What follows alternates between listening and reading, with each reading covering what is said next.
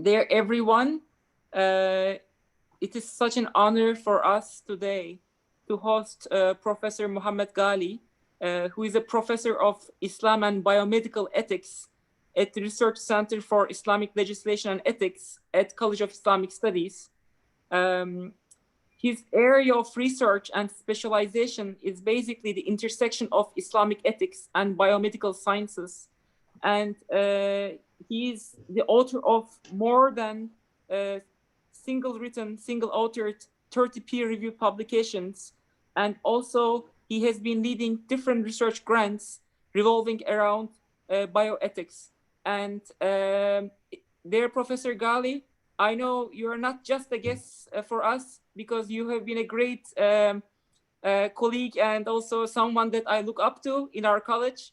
I have been learning a lot from you, and you are really an inspirational colleague. And we are really honored to have you today for Design Post-COVID Humanity, Ta'aruf, Ta'awun, and Tarahum program. Once again, special thanks, and the floor is yours. Assalamu alaikum wa rahmatullahi wa barakatuh. Thank you very much, Dr. Evren Talk, and thanks for the generous introduction. It's my great pleasure to be of help for a great colleague like you, energetic young professor, promising, and an incoming star, already star. So I'm very happy to be with you here for this important project and to have my humble contribution. As I proposed to Dr. Talk about my topic today, I will give an overview, an introductory overview about the discussions that happened within the Islamic tradition about the moral challenges triggered by the COVID-19 or the novel coronavirus pandemic. To start with this new pandemic, although it is not the first in human history, and possibly, although we don't hope so, not the last pandemic that we will see in our human history. This pandemic has disturbed the lives of almost everyone on earth. It doesn't matter where you live, how old you are, your ethnic background, religious background, you are rich, you are poor, it doesn't matter. Everyone's life was disturbed in one way or another, some people more than the others, but everyone's life was disturbed. And this happened for everyone, everywhere. This is number one. Number two, to address these abnormalities and challenges created by this pandemic, and pan here is already indicative that we speak about something that have hit everyone, everywhere, the whole world. In order to address this, you cannot continue with the normal intellectual and moral paradigms and frames of thought that you used to have in your life, because we are in a case of abnormality. I am a professor at the university. I cannot say to the university, I'm used to teaching face-to-face, see my students. I go every morning to my office, I do my work, and then I come back by the end of the day, because I cannot study when my children around me. So when the pandemic comes, they say we will close the university. I say I cannot work this way. No one can say this. Why? Because we have a case of abnormality created by this pandemic. So each one person tried to adapt himself or himself to these new abnormalities. This is one thing we have been struggling with till now. The second thing, we try to find the meaning. Why is this happening? How we should adapt, not in the day-to-day business, but in our moral thinking. How to make the best out of this pandemic. How to improve our moral growth in dealing with ourselves and others. Understanding how the universe works, what is our position in this universe, our relationship to other human fellows and non-human creatures, etc. It's a moment for thinking. And each moral tradition, whether it's religious or non-religious tradition, has been also involved in this type of thinking. So we have a pandemic that created abnormalities in day-to-day life. We have a pandemic that challenged and disturbed our moral thinking and our moral framework that we used to live with almost through our life. And we have to find answers to this. My talk or story with you today is about the Islamic tradition. What happened in the Islamic tradition, Islamic moral thinking during this pandemic since it started till now, who responded to the questions, the moral questions and challenges raised by this pandemic. What kind of issues did they find important? How did they answer these questions? Did they answer this individually, each person by himself or in collaboration with others? How these things work? This is the overview. If there is an opportunity for future meetings with you, I'll be happy to focus on one of specific issues. But today is to give an idea about the abnormalities created by this pandemic, how they have been responded to within the Islamic tradition. So it's just a general overview. As I explained, we will have two main sections. The first one is the main contributors to the debate, to the discourse on the COVID-19 pandemic and Islam, or Islamic moral discourse, and then the key issues. What issues did these contributors find important, and how did they address them? Within the main contributors, we'll speak about 4 forms of contributions, and the key issues we have also made a typology for the main issues, and with the sub themes within each typology, we will go through them. We will start with the contributors. Where can we find responses rooted in the Islamic moral tradition to the questions and challenges raised by the COVID-19 pandemic? As business as usual, within the academic life, you will have scholarly journals and books written by people we call ulama, religious scholars, trained in the Islamic tradition. We have the professors at the university who worked in the field of Islamic studies, those who publish research on that, etc. So shortly after the declaration of COVID-19 as a pandemic by the World Health Organization, specialists in Islamic studies and religious scholars started to pay increasing attention to the issues and the challenges raised by the pandemic, and in response, journals in the field of Islamic studies and Islamic ethics and cognate fields and cognate disciplines started to publish call for papers, parallel to the bioethics journals in the West. Also published call for journals for special issues or special themes or thematic issues on this. Our journal in the College of Islamic Studies, issued by the research center where I work, Research Center for Islamic Legislation and Ethics. We publish in collaboration with Brill Journal of Islamic Ethics. We directly published call for papers, and we received the submissions. They are now under review process, some of them finished, some of them not yet. So we should expect a thematic issue somewhere next year, inshallah. So Journal of Islamic Ethics was one of the journals that responded to this and made a special issue on Islamic ethics of pandemics and COVID-19.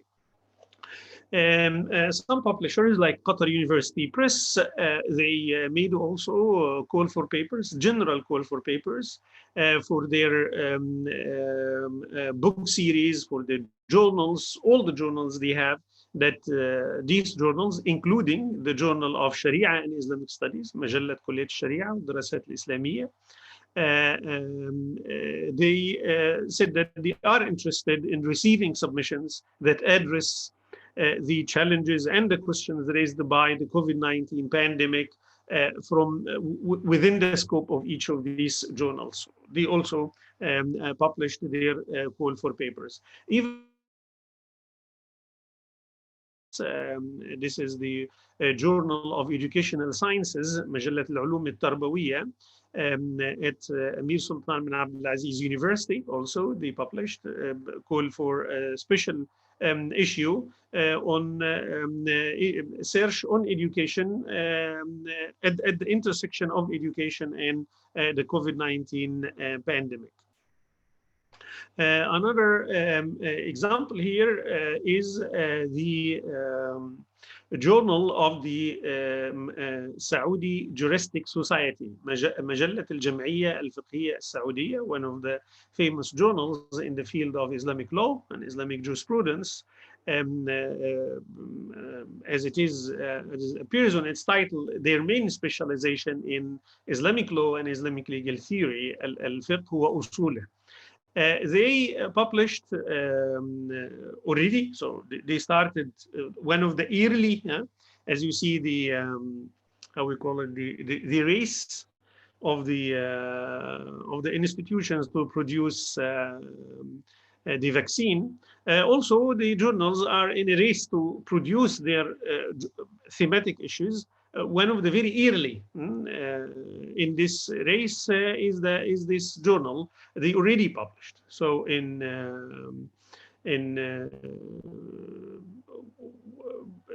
one of their issues, they published an article on quarantine and its juristic rulings, and then they published recently their, I think, last or before the last issue was a thematic issue on pandemic, on the COVID-19 pandemic. So these are the journals, either in the phase of the call for papers, receiving the submissions, reviewing them, and we will see the product soon. And we have also books. Books, not yet that much, because still everything's new and people need time, to conduct research and publish things need time. But we have seen some quickly baked books like this one. This is a collection of fatwas issued by individual scholars or institutions on the novel coronavirus.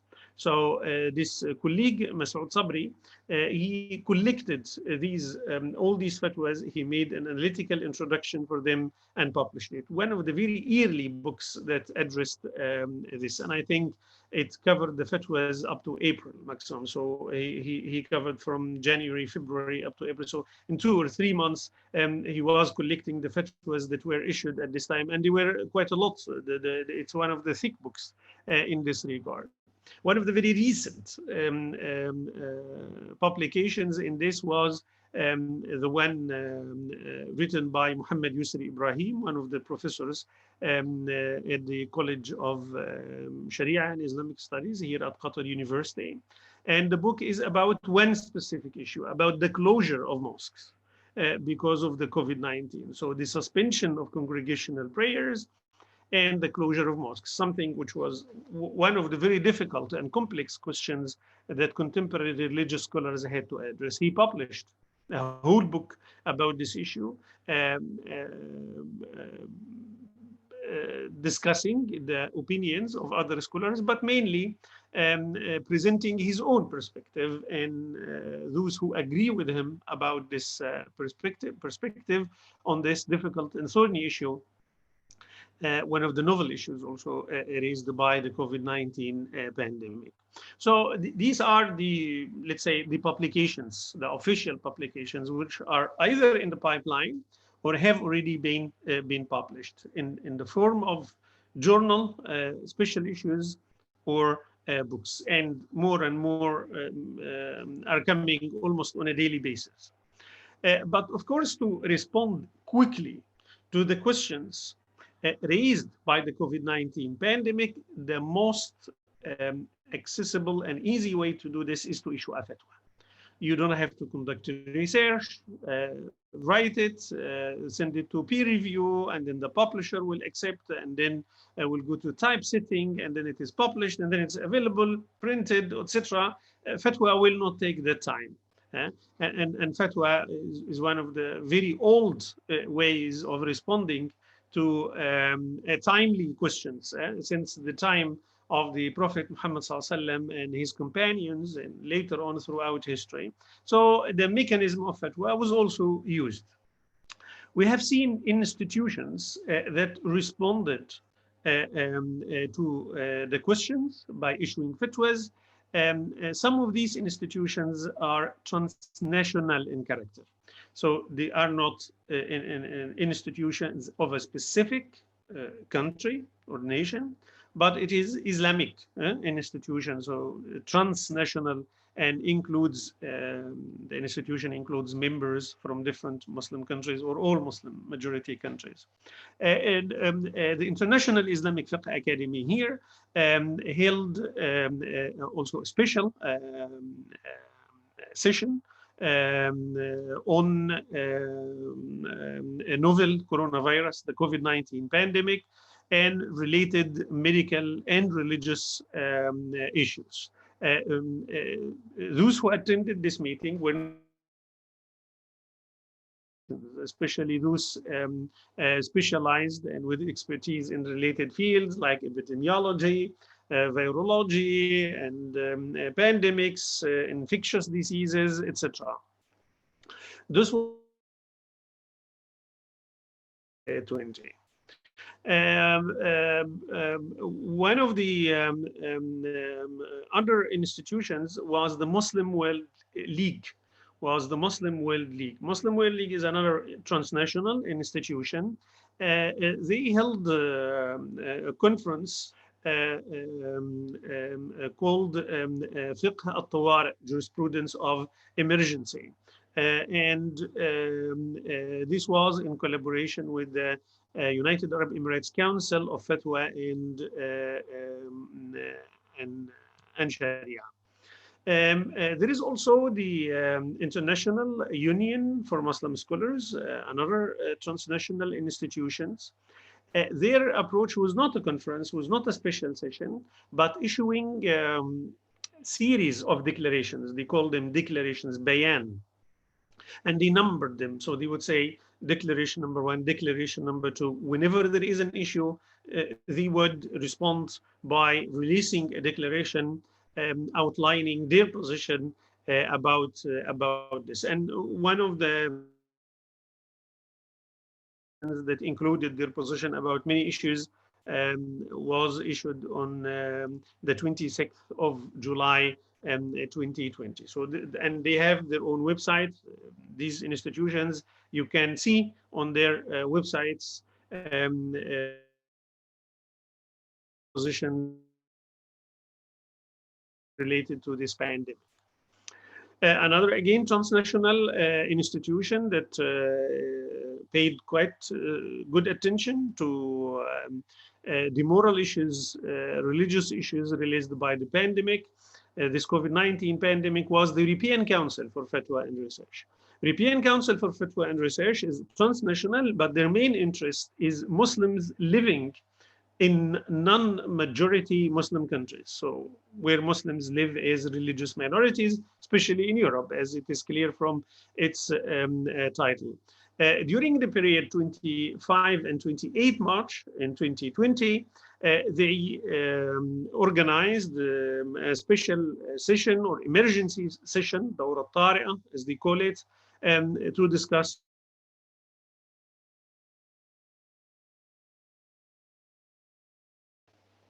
very related and close to the European Council for Fatwa and Research, the Assembly of Muslim Jurists of America. So if the previous institution is specialized about the issues of interest to Muslims in Europe, this one to Muslims in North America.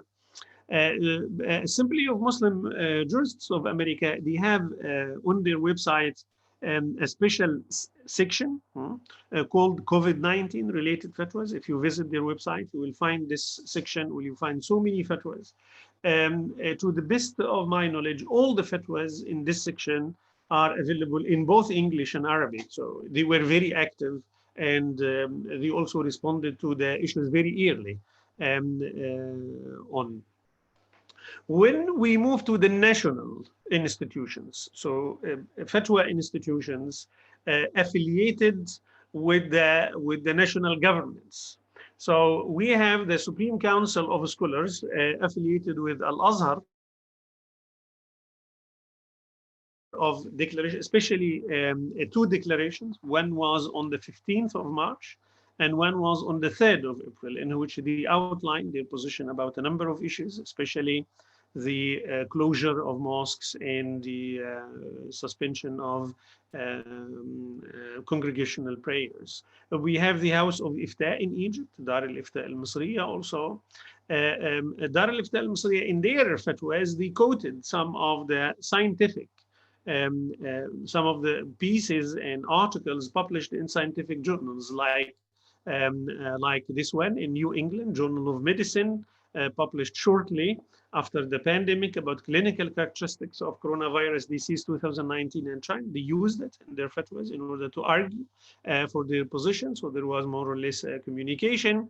The Supreme Council of Scholars in Saudi Arabia, they had again an exceptional session on the 17th of March, in which they spoke, among other things, about congregational prayers. They accepted the closure of mosques, except the two holy mosques. Later on, they changed their position, also to include the closure of the two mosques.